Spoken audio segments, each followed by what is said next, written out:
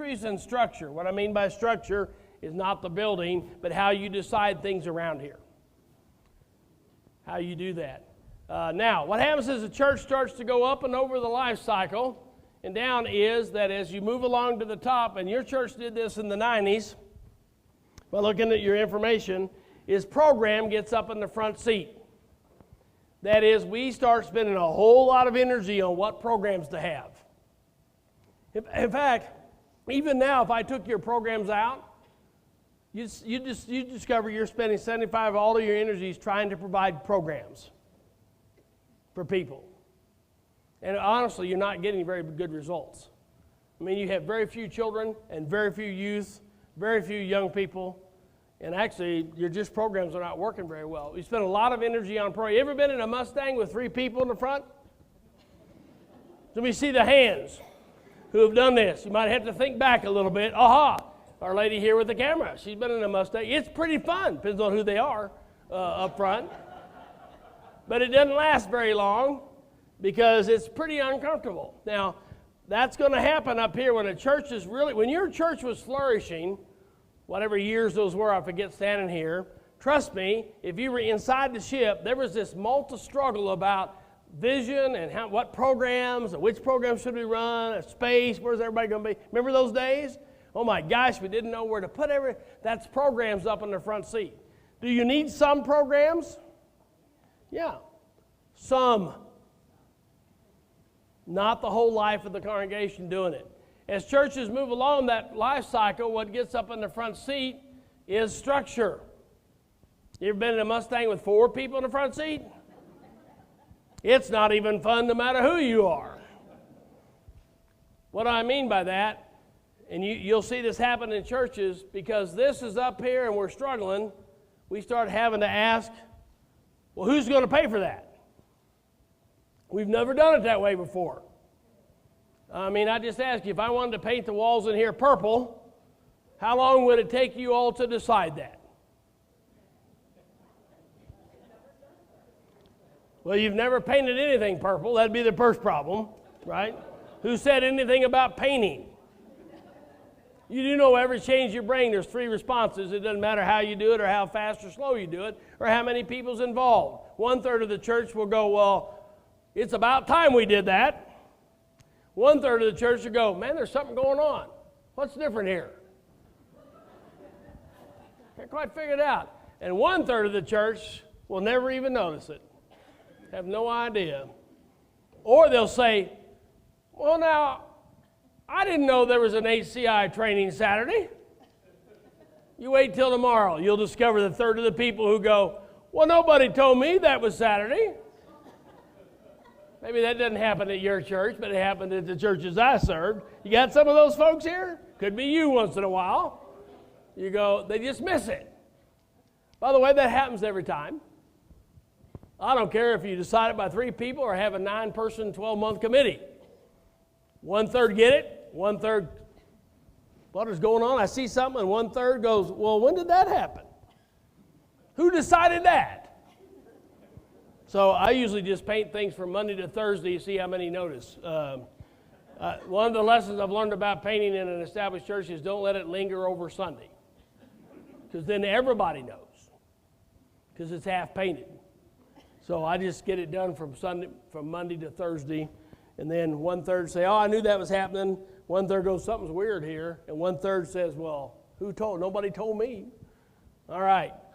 This does not last, friends. What happens is, most often, is why the vision is why it goes to the back seat. And you start down the life cycle. And what gets at the front seat, in a lot of churches started in the 50s, is programs.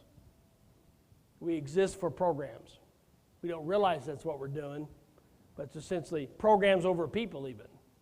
We're keeping this program even if there's nobody coming. I mean, seriously, I've seen churches have by gosh, we're having this at 7 o'clock on Wednesday, even if it's only getting 3. What's that? That's program over people. By the way, the mission field will quickly tell you if you're getting it right. They walk with their feet. And so if you're doing something and it gets 3 people, unless you intended it to get 3 people. What did the mission field just tell you? You're doing the wrong thing. So if you're getting 3 youth on Wednesday night, stop it. It ain't working. I don't care who it's convenient for. It's not working. It's not reaching the mission field. Or adults, or I've seen people launch a young adult thing and it gets 5 people and they understand, well, they didn't come.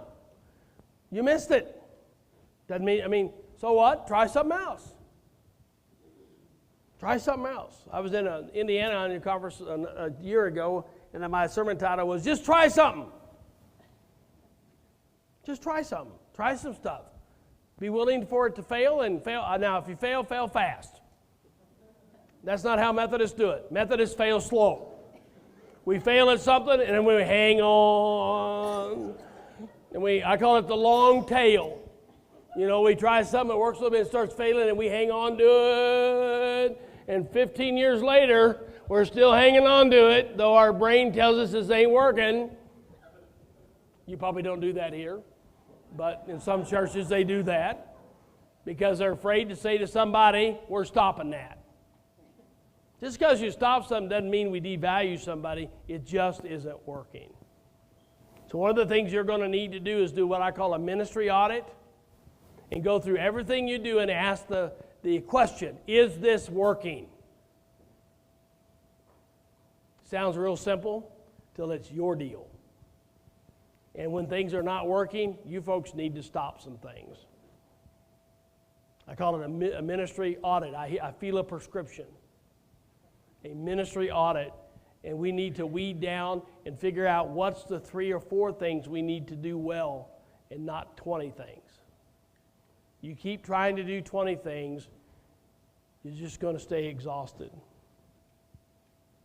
And your church is tired. Do you know that?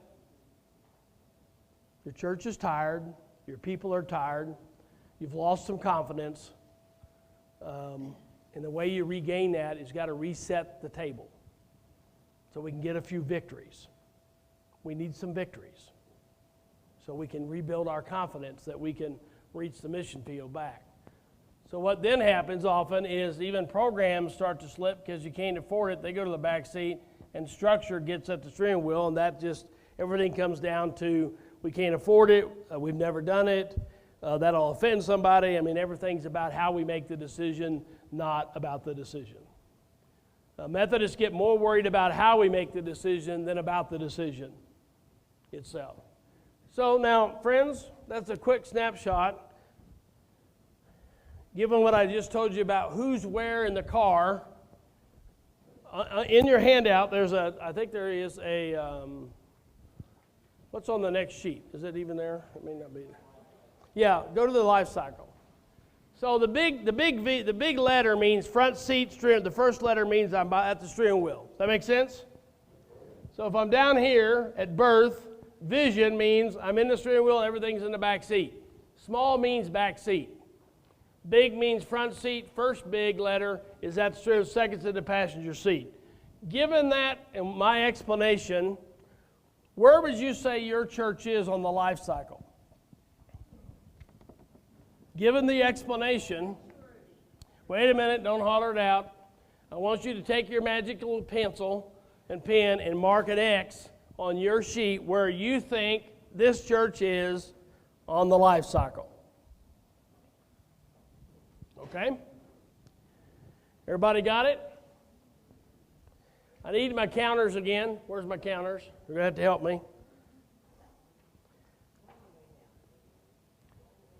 How many of you think we're somewhere between birth and childhood? Raise your hand. There's no wrong answer here. Between birth and childhood, remember you're looking at, here's my car, what's at the steering wheel, what's in the passenger seat, what's in the back seat, okay? Anybody think we're between birth and childhood? How many of you think we might be between childhood and adulthood? Anybody? Yes, no? No? Anybody think we're between adulthood and maturity? That's kind of at the top of the deal. Anybody? Now, I'm not making you do anything here, so I do want you to eventually raise your hand. Maturity and empty nest. That'd be in here, which means vision's in the back seat, relationships, programs, structure might be in the front, or just relationships and structure. How many? 5, 11, 16 people think we're in here. How many of you think we're between empty nest and retirement? Which means what's in the front seat is only programs and structure.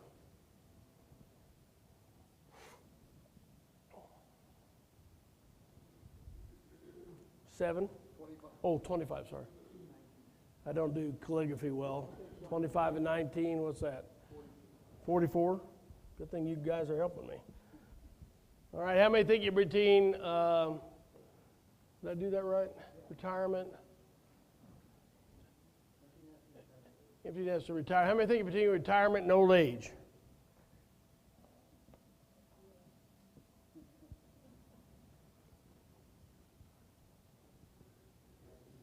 Six, 7, 13. Anybody think we're below old age? All right. There's no wrong answer. So now, friends, thank you guys. We're done with that. All of you, did I make you all do anything? What? Well, I did make you pick. Yeah, sorry. Thank you, Susan. So all of you said we're on the downside of the life cycle. In fact, most of you said we are below empty nest. Now, what I tell you is, if you had been real smart 15 years ago, 10 years ago, you'd have done something right here. Why don't we normally do something right there? God, it's full. There's people everywhere. It's churning. You're thinking, man, this is great. Problem is, by the time we sort of wake up and go, oh, where did everybody go? You start feeling the pinch of stuff. We're over the hill a bit. And that's true. By the way, that's just human nature. Now, what HCI is trying to do and what we're going to try to do in the next 18 months, dear friend, is what? Get a new vision. Can we interrupt your fall and create another life cycle? Yeah, I mean, that's what we're trying to do. And so I would tell you, most often, if you get below here, I will just tell you, you're teetering on it. If you get below here, this is nearly impossible. Because you're out of resources, you're out of people, the age has crept up on you really high, and you just don't have the energy. But you're mostly in here, and I agree with that, but you're going to have to get a new life cycle, or within 3 to 5 years, you're here, and it's done. It's just done. Doesn't mean it couldn't come back. I had a church that came back from 6 people, went to 3, and then it went to 59, but that was pretty unusual. So, but you still have energy, resources to make some things happen, and because of the good work of your finance team, you've actually created a window with some space to, let's see if we can make something happen. So the number one thing we need to do, and you're going to get a prescription that says mission and vision. I know that's exciting. And actually, you're going to get a prescription about prayer. Well, I just want you need to hear this. Unless we wrap this in prayer, I don't mean praying for your grandma's elbow. I mean prayer that the Holy Spirit comes here. Prayer that God reanoints this church. You've lost your anointing. Prayer that God shows us the way He needs us to go. And prayer for the people that are trying to figure this out. Prayer for your pastor. Prayer for your leaders. Prayer for unity.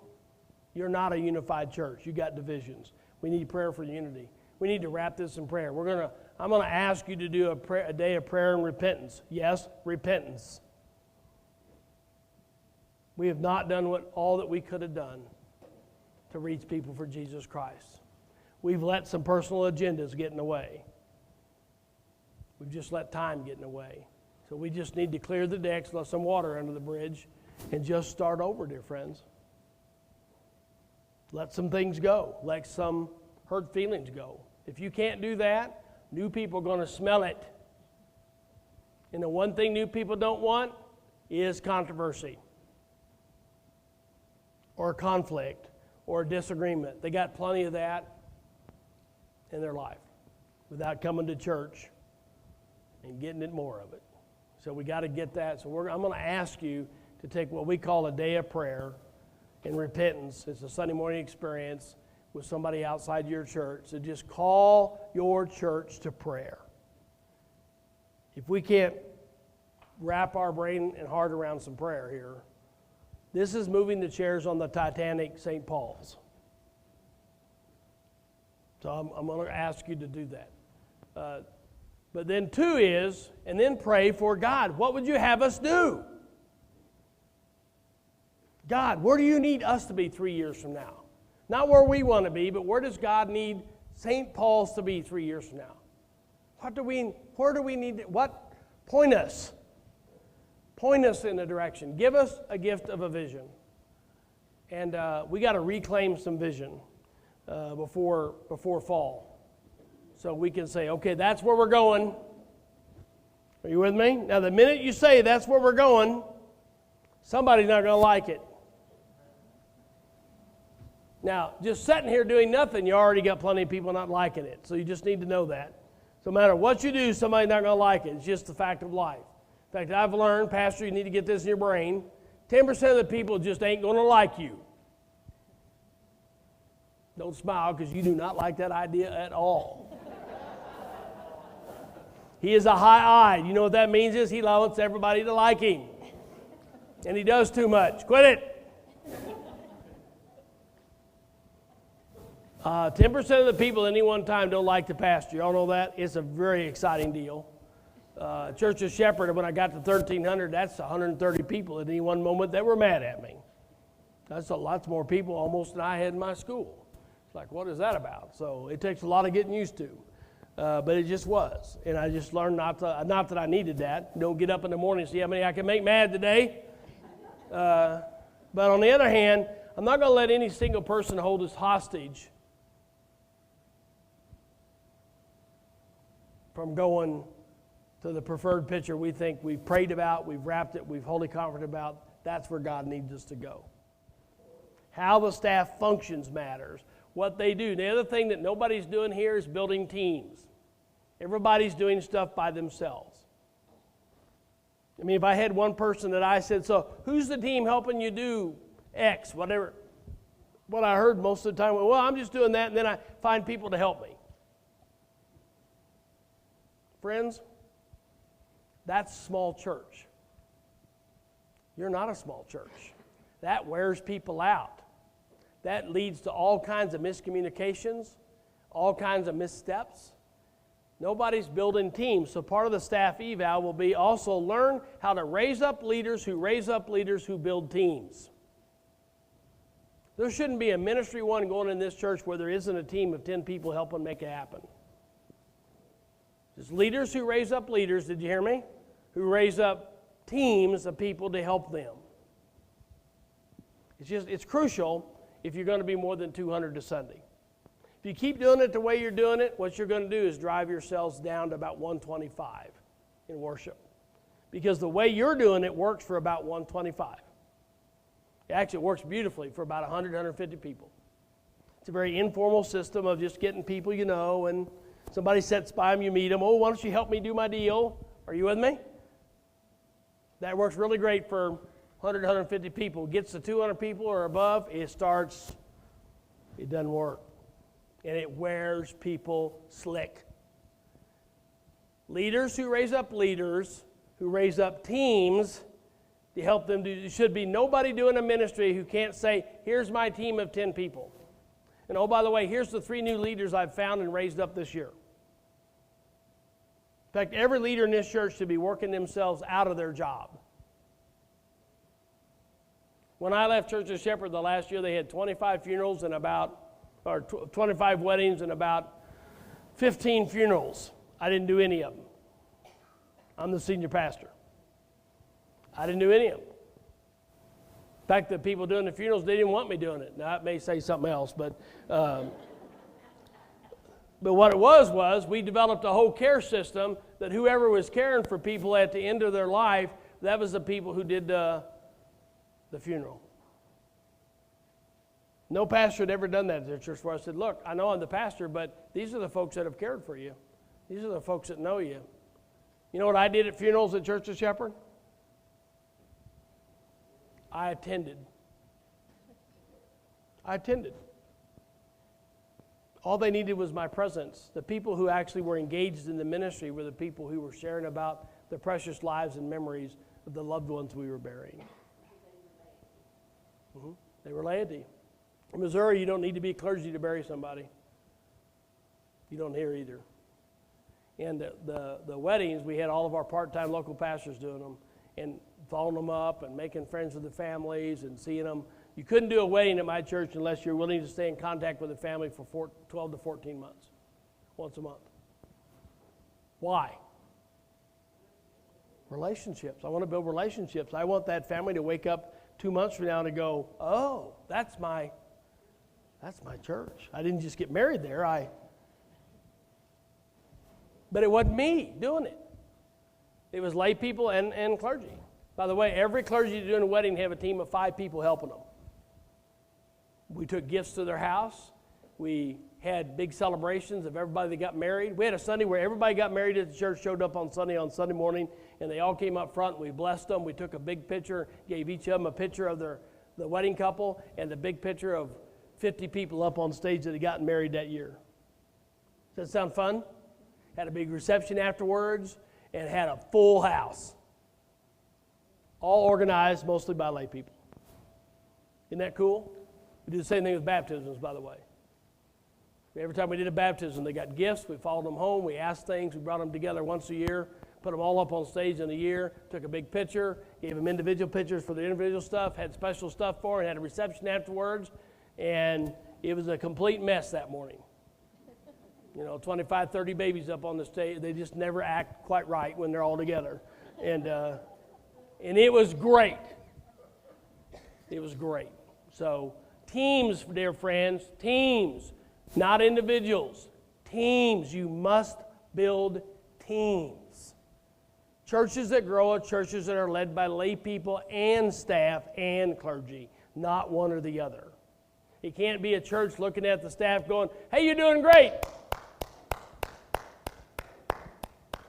I'm sure you're not doing that. Or staff who do everything that you should be doing and wanting your praise. Or lay people who look at the staff and go, well, they're just not doing their job. Friends, it's staff, clergy, teams. Staff, clergy, teams. Not just clergy, not just staff, not just lay people, staff, clergy, teams. Which means we got to all be on the same page, going to the same place, right? This is a cultural change for you all. You're doing things very individually, like this. And you're bumping into each other all over the place. All right, next slide. Does that help? You wanted specifics? There's a couple of them. What's next? Oh, let's watch this. Anybody seen The Croods? The Croods, it's a little animation by Disney, by DreamWorks. Watch it. It's about Methodists. Tonight we'll hear the story of Crispy Bear. A long time ago, this little bear was alive because she listened to her father, so she was happy. But Crispy had one terrible problem. She was filled with curiosity. Yes, and one day she saw something new and died. Just like that? Yes. Same ending as every day. I get it, Dad. I will never do anything new or different. Good man, Thunk.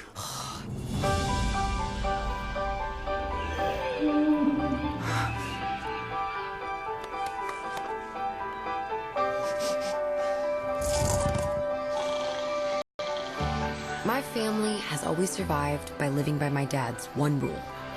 Never leave the cave.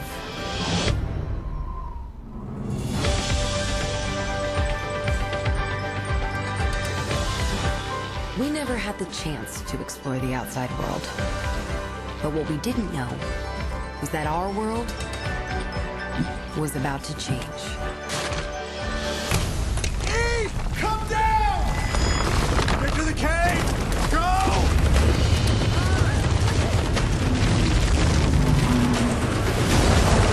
Look out!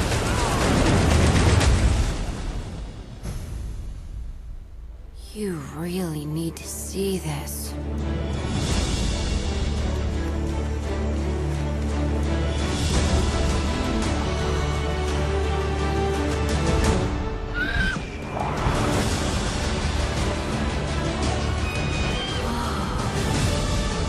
It's so beautiful.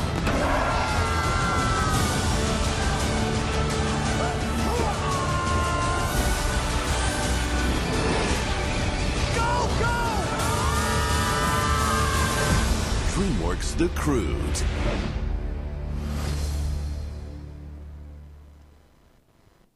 Did you see you there? I like that grandmother says, same result as every day. Or we're not going to do anything new or different. That's a good leadership movie because, dear friends, that's a movie about somebody's world. Their world's coming completely apart. Everything they knew, how it worked before, is not working.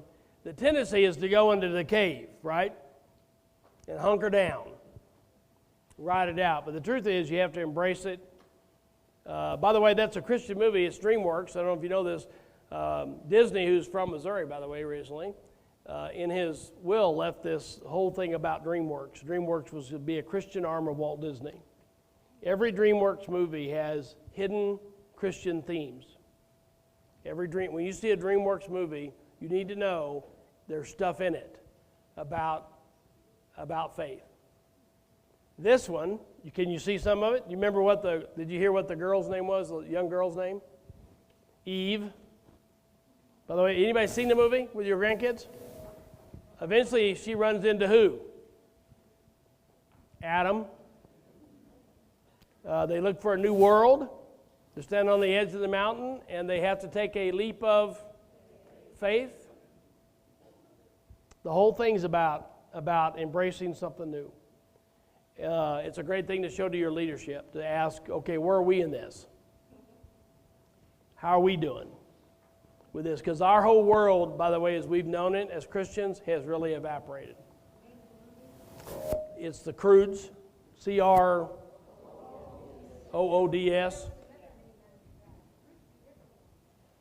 No, it's about the Croods. That's the movie for the Croods. It's actually 2 years old. Yeah. So, you just look it up on Google it, and you'll see it under DreamWorks.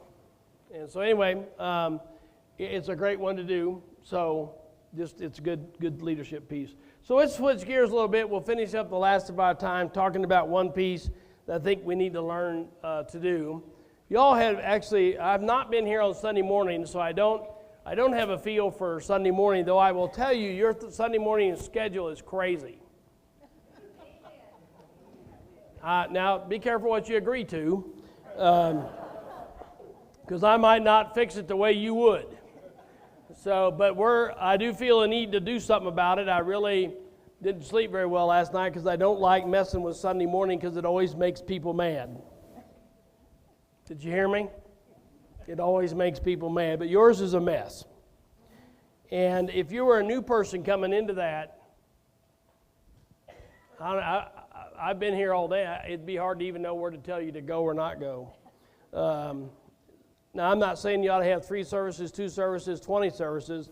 And we don't write prescriptions that tell you exactly what to do. We're going to tell you, you need to work on this, and we're going to give you some tools to do so. So I'm not here to say, oh, you should have worship at 8 o'clock, 3 o'clock. I don't know that answer. What I know is what you're doing isn't working. And if you think it is, I'll just show you the numbers that you gave me. It's pitiful. It's pitiful for the number of kids and youth and young adults and numbers of people in worship. It's just not working. I mean, you're lucky I'm not your pastor. I'd blow it up on day one. They'd already be blowed up. Now, I might not put it back the way you want it. And it's, by the way, up to the discretion of the pastor by book of discipline to set the Sunday morning schedule any way he or she wants to do. You need to know that. Your pastor hasn't done that because it's unadvisable to do right off the bat. I've done it. Doesn't turn out very well. So what we're going to do is give you a process to work through to help evaluate and to see what a better scenario would be. Does that make sense? You're not going to start there. We're not going to do it tomorrow. You got other stuff you need to do first. But before this is all over, and I say that to say to you, I'm a little nervous for you because it's two big things. We're going to mess with your staff, and I'm going to mess with your Sunday morning. I probably should start the car.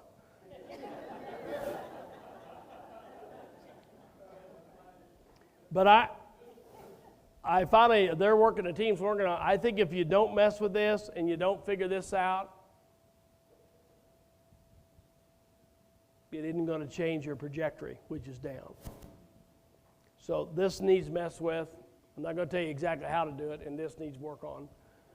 In between those two is we heard from you all yesterday that you think you're a friendly place. I don't know whether you are or not.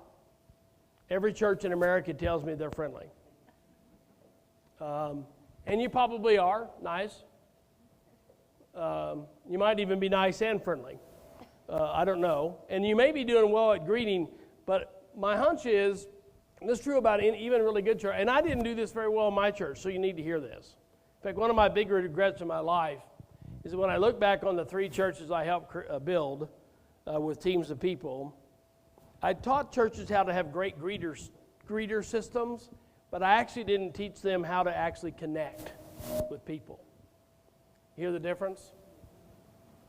And I think I didn't know that. Is that me? Making noise? Is it battery probably? No? Just my personality? Yeah.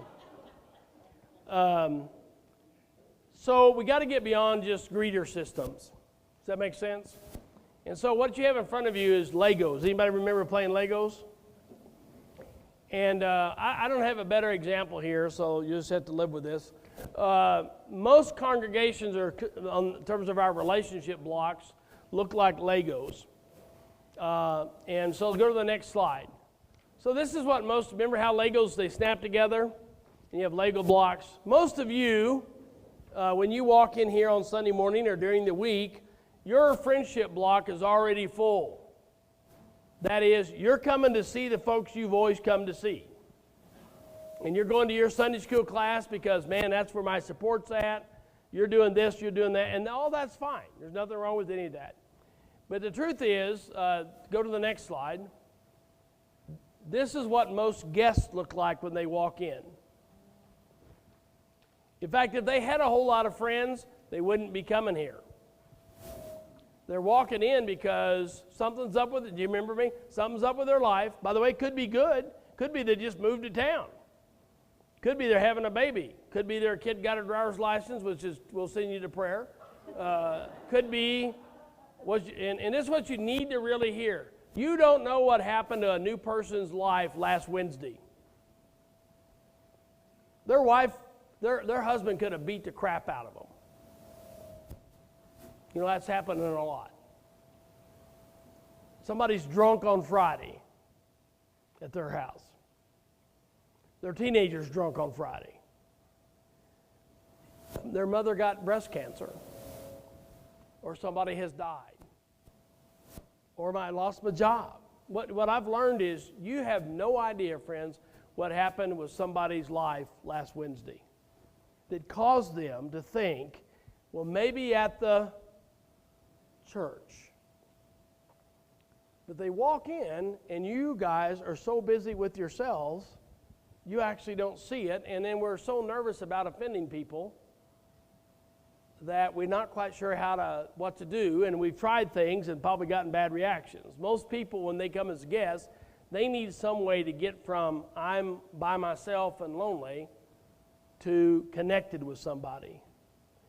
So one of the prescriptions I feel coming is we need to ramp up your hospitality, which includes your signage and the number of people doing hospitality and what you do with hospitality. Who's the person who does the visiting for guests? Where's that at? She's doing it all by herself. Friends, we're going to quit doing things all by ourselves. You hear me? Everybody needs to have a team of people doing different things. And we have no system at your church. It's astounding. If I come once, God bless Leslie, right?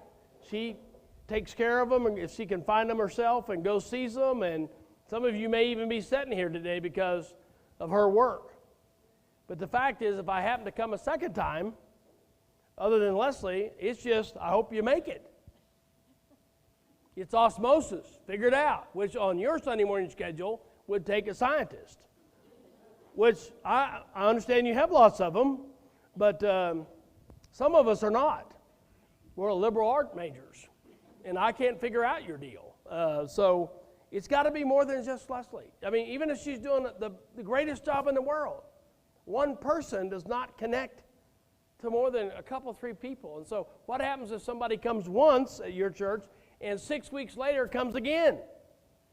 Which is the pattern in America, by the way. I come once, even if I like you, I'm not coming next Sunday. Chances are, I'm not in the habit of coming. I mean, it's really, in the old days, you would come once, you'd come once, and if you liked them, are y'all with me? They would come again.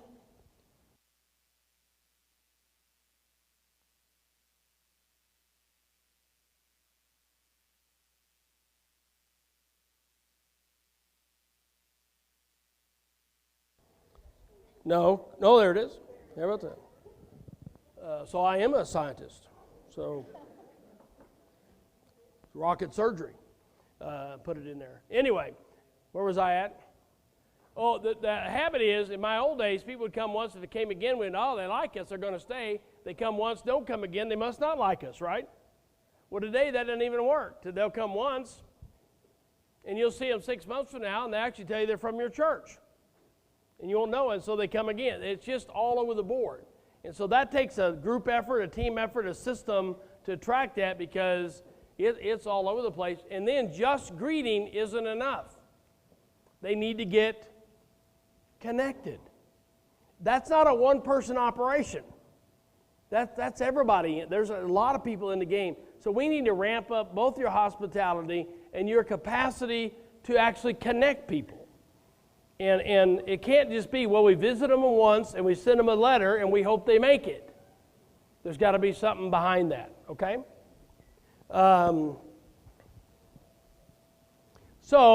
If you got a new guest, we're running short of time. I think what to do. If guests come into your church for the very first time, my guess is do you all do a meet and greet, Doug? Do you all do anything in the service? What happens? So there's a little meet and greet thing. Does it take more than 3 minutes? Yeah.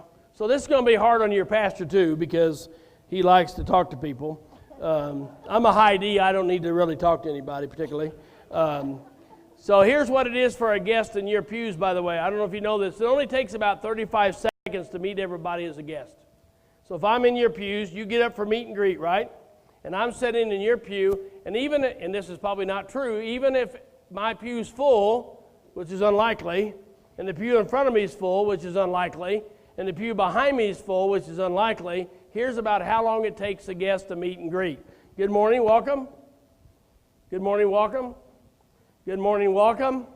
Good morning, welcome. Good morning, welcome. Good morning, welcome. How long did that take? Why does it not take me very long and this will happen to me unless you do something tomorrow to show me it's not right.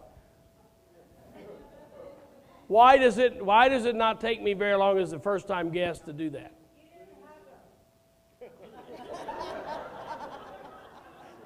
Well, we'll come back to that thought just here in a minute. Are you a hugger?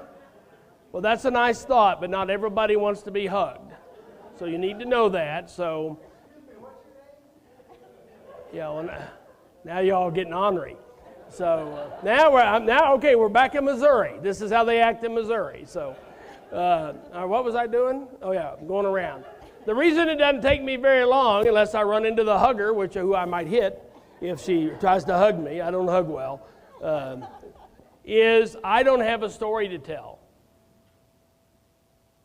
Do you hear me? I don't have a story to tell. I don't know you. I do have a story, but I'm not going to tell it because I don't know you. And so what happens is, I guarantee this is what you're doing. You're nice, and you say good morning. Maybe you might even brave it up and do something else. But the truth is, you need to turn around and talk to people, and you have a story to exchange. You know them, right? Where you been this week? I mean, you got stuff to talk about. I don't have nothing to talk about to you all. I don't know you. And so a 3-minute meet and greet feels like forever to a guest. Forever, because when you're standing on the stage, I watch them. They'll do the circle, you're nice to them, and then they stand there. While you all evacuate the pews and have a family reunion. I'm sure you don't do it like that, but we'll see tomorrow. And in your evacuation of the pews is hereby, most guests don't. You can spot a guest from the stage a mile away because they're just standing there, which is the immediate feeling of, I don't belong. And so we have to work on this, missionaries, that your number one task this morning isn't just to see your friends. In fact, in my church, I had a 5-minute rule. If you have 5 minutes with your friends, you're done. You need to go find somebody you don't know. Are this the leaders of the church, Pastor? So it's your job to find people you don't know, even if they've been coming here 90 years, but you don't know them. To break from your huddle, your holy huddle, and go find somebody you don't know and introduce yourself. Hey, I'm Bob. You just got. In fact, we had a 10-foot rule. If somebody passed by you within 10 feet, you didn't know them, you stop whatever you're doing with your holy huddle and step over and go, I don't believe we've met. I guarantee you you're not doing this. Some of you might be. You might be running around hugging people. Be careful with that. Every church I go to, they say, well, we should stand the guests up. You'll scare them. Most people want to be anonymous. By the way, most people do not want to be hugged. That's true. I'm true. You'll run people off. You think you're being... See, we do a lot of things here where we think we're being hospitable, but what we're actually communicating is not. And it's really counterintuitive. So I'm going to do a little game here. Kim, you're just lucky to sit here. Don't get up yet. So I'm going to give you a little test of something. So let's pretend we're on Sunday morning, and you're new, and I'm the regular. Are y'all with me? Okay, she's new, I'm the regular. We're in meet and greet. I turn around and go, well, and her name tag's not there. Good morning, I'm Bob. What's your name? Kim. What'd I do wrong?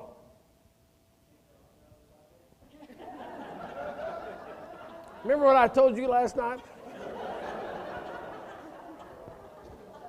No. Another thought, he was giving me trouble last night. Can you imagine that? What did I do wrong?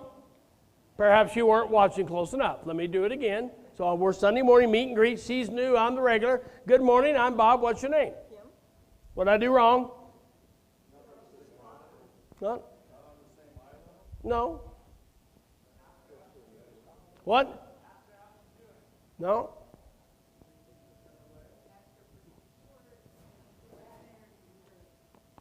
Really? You think I'm direct?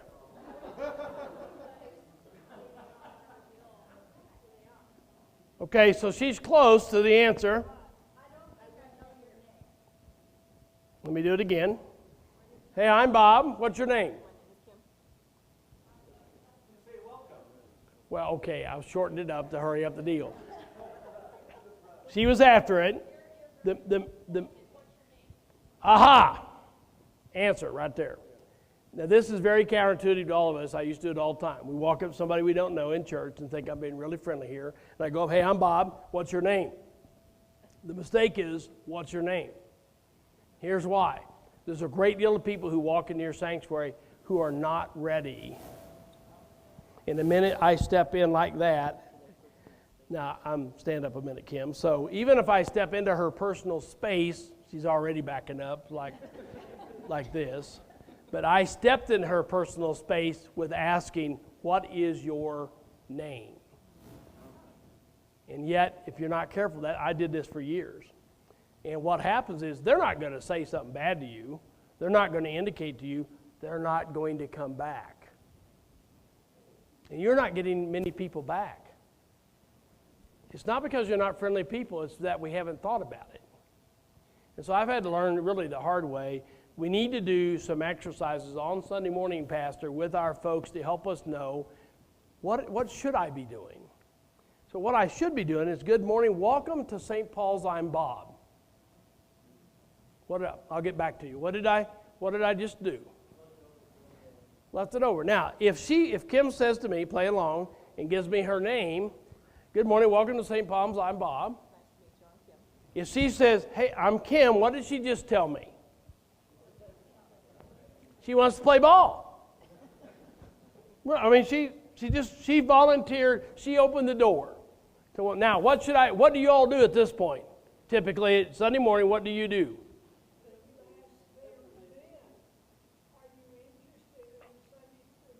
No, do not.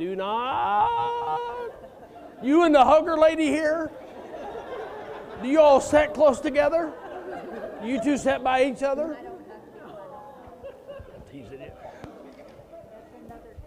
No, but not many. I mean, you need to hear, the number one problem you have is nobody's coming in.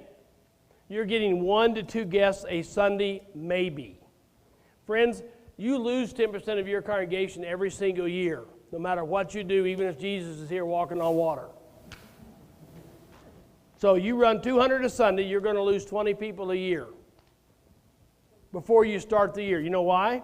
They die, they go to nursing homes, they move further away, they job transfers, they get sick, they don't like your pastor, they don't like you. You know, what you all forget is sometimes you people mess things up. In the hallway, Mike says something to somebody the pastor doesn't know about, and you pissed off somebody. They don't tell anybody. They just quit showing up. Pastor thinks he's done it because he's a high eye, and what they didn't know was something happened in the hallway or in the classroom. By the way, that's just normal. Because we're in a mobile society. And every time you get a pastor, new group doesn't like him, an old group does, and all that stuff. So back and forth. Now, back to my example. So hold on, Dorothy. So back to my 10%. So if you're going to lose 20 a year and you're only getting 1 guest a Sunday, on average, that's not enough to even stay up with the folks you lose. So even though you're maybe working at it, you need to hear me say, our number one issue here is getting people to the door. Our second issue is, okay, if you go to get their name, and I'm not going to spend time on that today, and learn actually how to get people to the door, and you go to all that work in the next 18 months, and when they get to the door, because we haven't trained ourselves how to connect, and we run them off just like that, unknowingly, we just wasted all that time. If they get to Sunday morning and they walk away and go, that was nice but boring, we just wasted somebody's big time.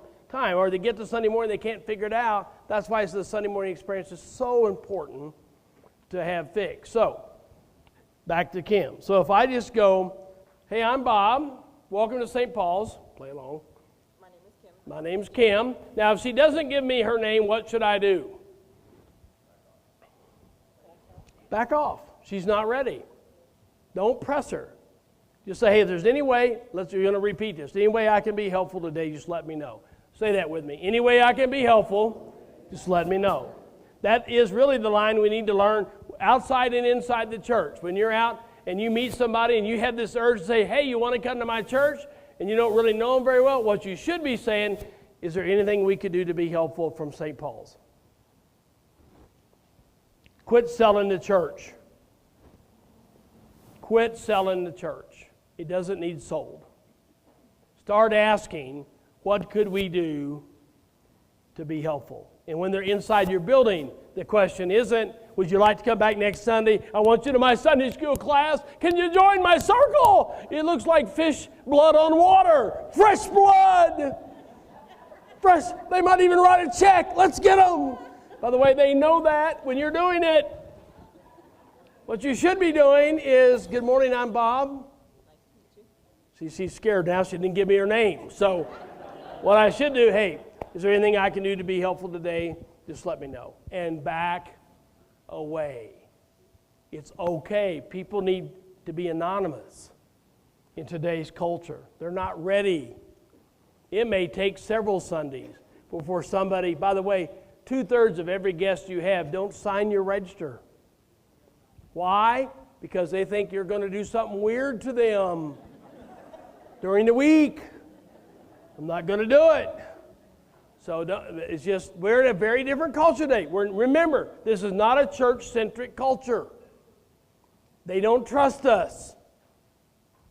You have to earn their trust. Now, if I say, hi, I'm Bob. Give me your name, Kim. Kim, get up. Kim says, hey, I'm Kim.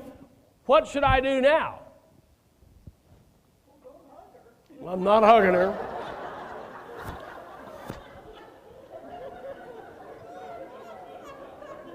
No, don't ask the obvious questions. Or is this the first time you've been here? Yes. Because she may have been here 9 weeks ago. You just didn't know it. She may have been from a different service. You ever had that happen to you? Whoops. Or, oh, no, I've been here a member for 59 years and you don't know it. So I've made all those mistakes. Greeters, don't be doing that at the door. I've seen greeters do that. Oh, welcome. Is this your first time? No. Well, there's a welcoming thought. What you did, well, you're telling them you're not us. Just say, greeters. How many people here have been a greeter? All you need to do is, welcome to St. Paul's, I'm Bob. Use your own name if you would. But, and if you must do something else, you say what? Is there anything I can do today to be helpful? That's all you need to do. Don't do any more. Don't press it. Don't go anywhere. We're not done. So Kim's given me, she's opened the door to me. Now, the most important thing I can do with Kim is say, Kim, get up, Ann. Have you met my friend Ann? No, I haven't. Nice to meet you. Now, that's the most important thing you can do is the power, don't go anywhere, is the power of introductions. Did you hear me? The power of introduction. What did I say people need? A connection. What mostly we do is greet and meet, and then you go on about your business, and by lunch, you forgot about Kim. Am I close? You may have forgotten Kim's name. In fact, if you're like me, the reason I don't introduce Kim to Ann is by the time I get up, move with Kim over to Ann, I go, Ann, meet my, oh crap, what is your name? I've already forgotten her name. Anybody had that problem? I've even done this. I've worked so hard to remember Kim's name that when I turn to Ann, who I've known for 35 years, I can't think of Ann's name. You ever had that happen? Oh my gosh, now I really look stupid. I've learned a trick. This is what I do. Have the two of you ever met? No, we haven't. Good morning. I'm Kim. It's nice. Oh, see what she did? Did I tell you to introduce yourself to her? No. My experience has been when I forget names, which I do all the time, is when I say, have the two of you met without me saying anything, they will introduce each other to each other. And we don't know each other. And so here we are at your church and we don't know each other. All right, so once I've done this, then Ann, if you're thinking like a missionary, what should you do? Come over and have dinner with me. No.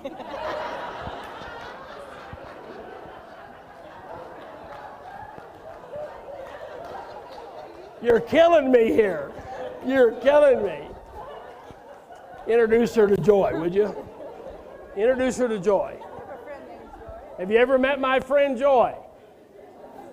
Now, in your 3 minutes that you're doing, that's about all you're going to get, is if, in fact, you get introduced here, and your first step should be think like a missionary. The most important thing isn't just to say, oh, hi, how are you? How's the weather? Isn't that nice? Have you met my friend Joy?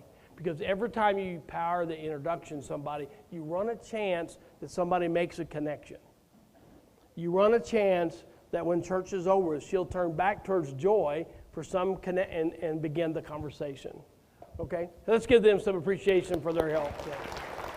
Are you with me? You had a question?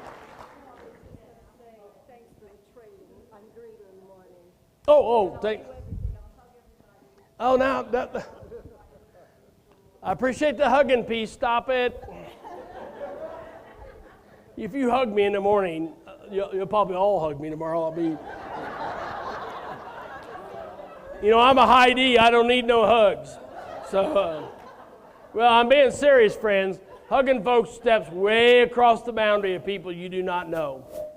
You're just asking for people not to come back, unless you know who they are. Gloria says, I know it's the people I know. That's fine, but be careful. I'm showing this all to you here's my hunch is, you have not spent time on Sunday morning during church training everybody how to make connections. And so what happens on a Sunday morning is we're very nice people, and we stay in our holy huddles. And guests don't make a connection. And though it might have been nice, it didn't do what they needed, which was maybe a chance. And then if I do get Kim's name and I'm Ann, what would you have done if Kim were actually sitting in your pew, you met each other with Kim's name by Monday? Be honest with me.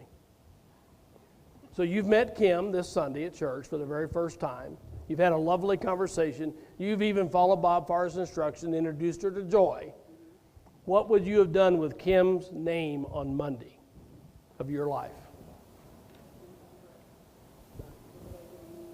I don't have a phone. Yeah, you don't have anything, but you might have. See, what I'm trying to teach you is, most of us would have thought, well, the church will take care of that. Right? The office will get it. The staff will do it.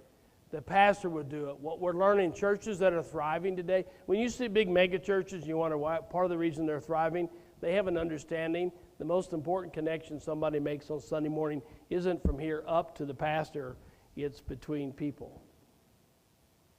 My church really began to grow when my people understood, it's Ann's responsibility, if the conversation carries itself far enough, to pick the phone up or email or text Kim on Monday and say, it was really great to meet you at church Sunday. What is it? Is there anything I can do to be? When Monday goes by, Tuesday goes by, Wednesday goes by, and this has been a nice connection, and then nothing else happens during the week, we're convincing Kim it wasn't real. You could. You could. It's tricky business from this moment on, because how do I get from just getting her name to getting a way to make a connection without looking weird? Facebook. They don't fill it out. No, they don't fill it out most of the time. They do. Right. And the reason is they think, Joy, you're going to call them and sell them something. And you are. And you may even act weird about it. I don't know. But do you all hand out bulletins? Actually, I've seen them. The only use that bulletin has is if you get, now, did you hear me? There's no science to this, friends. It's all artwork. If this connection works, and if you're having a great conversation, and you should say, Kim, I'd love to make a connection with you this week. Would you mind writing down your email on here or your phone number for a text or something? Now, how do you know whether to do that or not? You got to read body language. You got to, and you may get told, no, I'm not ready for that. And what do? Well, that's maybe later. Great. Look for you next time. Let me see you next Sunday. And your meeting this week when you talk to her is, hope to see you Sunday. No, it's, Ann or Kim, is there anything we can do to be helpful? You see the difference? I'm trying to get you to connect, not sell. Now, this takes a little training because my brain was trained in the opposite direction, right? Man, I need to get her name. I need to tell her. I need to get her to my Sunday school class. I need to, I need. Well, friends, it's not about our need. I'm trying to get you to think, what is her need? Remember, she's not necessarily just kicking the tire looking for a new church. We don't know why she's here today. Got lots of hands. You might say on your lovely bulletin, here's my email, contact me, or here's my cell. Now, you got to be careful because I don't want you being weird, Matt. I mean, everything's about this little funny line of being nice and stalking. A lot of stalking goes on in church, and people sense that, and what happens is they don't tell you, they just don't come back. And I don't know what, I mean, I have messed this up more times than I've got it right. Because it's all about, it's an artwork. But what I'm trying to get in your head is, most of us aren't even thinking about it. We're just doing church. But you're in the tribe, see? You trained up Methodist. You know how it works. Right? I mean, that's the difference. If I walk in and you do this to me, I'm in the tribe. I sort of get that. I sort of don't need to, well, I'd need a map here, but I sort of wouldn't need a map. I've been doing this for 57 years. But here's the newsflash. Less than 0.5% of the people in Albuquerque are Methodist. The chances of a Methodist walking into St. Paul's is pretty slim. Yeah, how did you get in? So you're telling me the first response from here was, would you like to join? 3 times a year, I actually preach about this. We do just what we did here in front of everybody. We have everybody try it with each other. We practice it as a group because here's what I need everybody to know. We're all in this. We can't just any longer say, the greeters have got it. The office has got it. No, you got it. But if you don't stop 2 or 3 times a year and teach our folks how to do it, it's just so easy to mess it all up. And it's gotten really nuanced today. It's just not the same. And so I'm just giving you an example of what a technique is something we need to be doing. The get their name stuff is lots of examples of how to actually reach people in the community. And in fact, I was already doing it at your hotel this morning. So I see a guy with his deal on it. He does cars. I stick my hand out because I'm a little extroverted, can you tell? I stick my hand out to him. Hey, I'm Bob. You got a car here? Oh yeah. I said, now, hey, I have a Mustang. Oh boy, I mean, we went into a whole conversation about Mustangs. Would you like to see my T-Bird? I guess it's a T-Bird group. Sure. So I went out and saw his T-Bird, and we're looking at it. I mean, it's sweet, man. It's a baby blue, and he's telling me everything about it. And he says, you from here? Well, no, I'm from St. Louis. Blah, blah, blah. I mean, friends, had I been here, that was what did I do? That's one of the examples I give you. I was just connecting with an affinity I already have. I could tell by his T-shirt, likes cars. Like cars. Strike up conversation, not about church, but about cars. He eventually said, so what are you doing here? Now, I have to be very careful at this point by saying pastor, because that usually just ends the conversation right on the spot. A lot of times I'm a firefighter. That usually doesn't end it, but then it ends eventually. But yeah, I said I was a pastor doing here, and it's remarkable to me how many folks, even at that point, will start to open up and tell you why they are or aren't in church. Now, here's the difference. Would you have noticed and stopped and done something? See, I think God gives all of you and me 99 chances every day to connect with people. And I have to be honest about it, I miss 98% of it because I'm in a hurry. I don't see it. You know, I filled up, I tell it in the book, I filled up gas at a QT, which is Quick Trip in Missouri. It's an Oklahoma company. It's the same place for a long time, met in Columbia, where my office is at, because it's about an hour from my house. And I go in every time, it's about the same time, it's the same people behind the counters. And so one day I just stopped and said, I used to do this as a pastor, and you get out of habit. And I just said, hey, I'm Bob. He said, oh, I see you in here almost every week. Oh, yeah. And then I'm embarrassed. He knows who I am, but I haven't taken the time to know who he is. So I just said, hey, I'm Bob. And he told me his name. He said, what do you do? I'm a Methodist pastor. Offices are up here. And we had a little conversation about how it's hard to explain my job. I'm the director of Congregational Excellence. What? Don't worry about it. It's a complicated deal. And we chit-chat, and now I go in every time and talk in my name, and we chit-chat. And the other day, he did this to me. He says, you just need to know something. You're one of the few people that actually talk to me. Because most of the time, the folks behind the counters, you know what we're doing? We're actually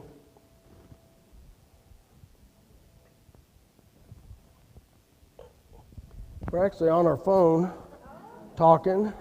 We're not even looking up, and we put this down. No, you cannot have that. We put this down, and they do all this. We put it back, and we get our stuff, and we go out. You ever seen this? You ever done it? You know what he said to me? You know how dehumanizing that is? And again, I'm like, well, no, now we're treating a human being like a machine. I'm not even looking at him or her. And sometimes those are kids. I almost get emotional about it because I think, boy, when Jesus asked me about that, that's going to be embarrassing because I've done that. You done that? Hey, Christians, how hard is it for us to be the ones that pull up a minute, meet people for real, start a conversation that might lead to a relationship? All of you frequent a lot of places the same all the time, and I bet you don't know the folks you're talking to. And you need to know most of those folks never meet anybody, even though 1,000 people goes by the line at Walmart. Now, I've gotten in trouble at Walmart. If you hold up the line, it gets in all kinds of trouble. But you hear where I'm going with this? What Get Their Name teaches us is, I think God gives us a lot of opportunities to connect, and we miss most of them. I'm begging you to pull up a little bit. You know what I mean? Slow up a little bit and see if you can engage folks without being weird. Because what most people's view of Christianity is today, they see it on the goofy channels on TV. They do, seriously. And they've heard about the priest that molested somebody or the preacher that stole money. I mean, everything they know about us is negative. It's bad. Why would you trust us? We have to rebuild relationships with people. So this is pretty important. I don't know if it's going to grow your church or not. I think it's always grown my churches, but here's my bigger worry. What are you going to say to Jesus?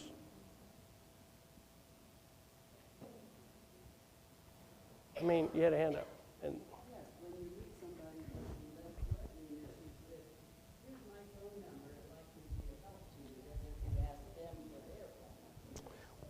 well, yes, at church.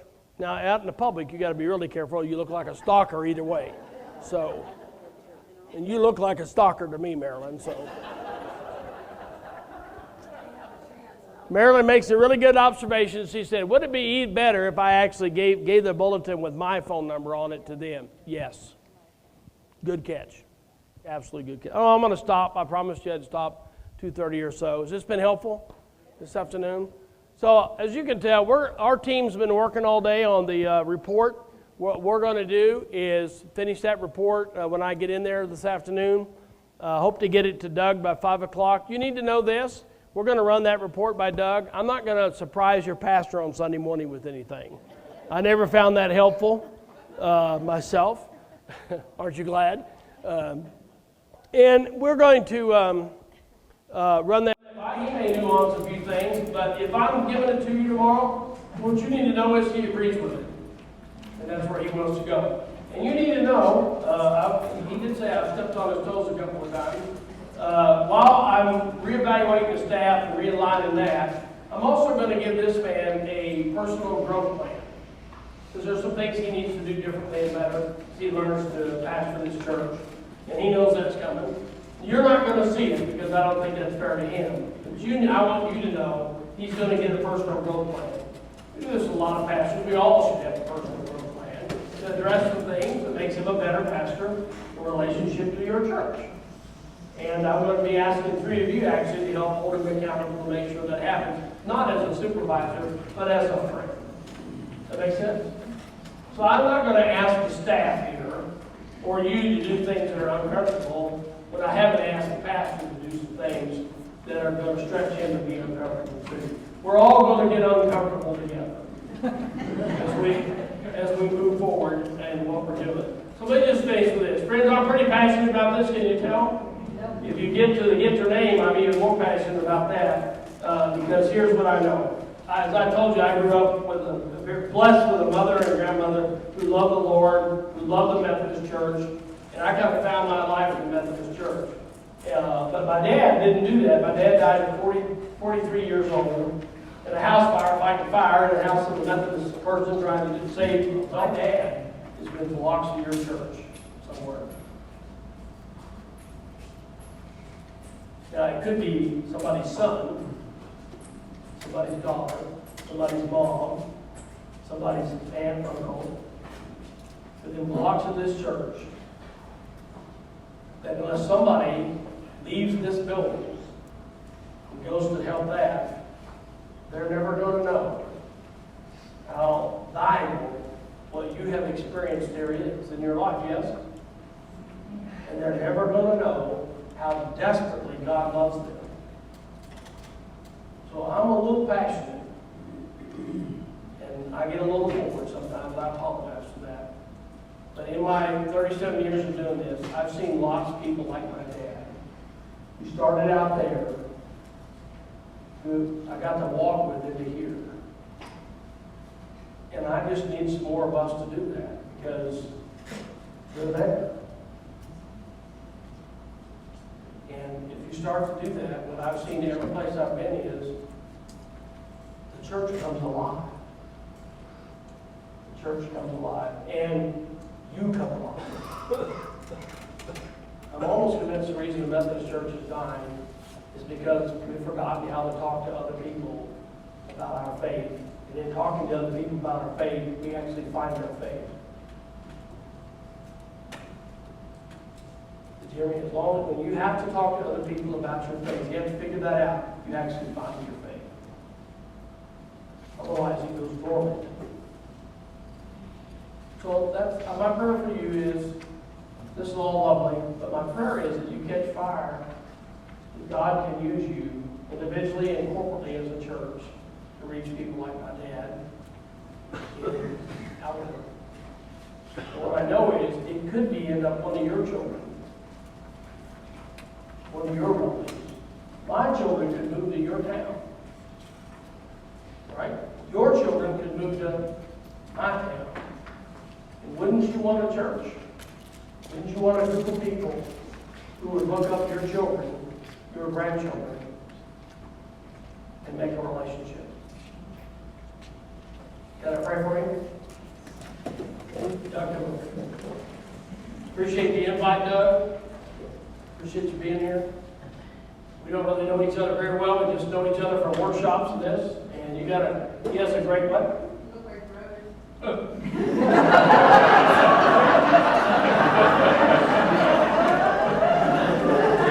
See, this is what hugging gets you. Here's what I know. Lord, about your pastor, he's got a big heart, he's got a big passion. He loves Jesus. He wants your church to do well. He wants to be here. That's all I need to know. He loves Jesus. Wants other people to know Jesus. Wants you to be passionate about loving Jesus. And everything else is learnable. Hear me? Everything else is teachable. Everything else we can figure out. Even where we're not getting along with your friends and the staff and stuff, we can figure that out. He's got this kind of basic ingredient. Let me pray. God, I give thanks to Pastor Doug and the staff here and the leaders in this leadership group today. God, you had a vision some 50 years ago to place this church on this corner in this neighborhood. And over its history, it has reached lots and lots of people. But God, we need a second chapter now. A second chapter that we begin to write today, where this congregation begins to meet the needs of this community and helps people know that you desperately love them. God, I saw that there are people here hurting. Help us be part of the reach and the answer. Send your Holy Spirit, God, and re-anoint this church with your power and presence. In the name of Jesus Christ, I claim it. I ask for your help. God, help us to lead with grace in all that we do. In Jesus' name, the house of the Lord agreed and said, Amen. Thanks for having us here.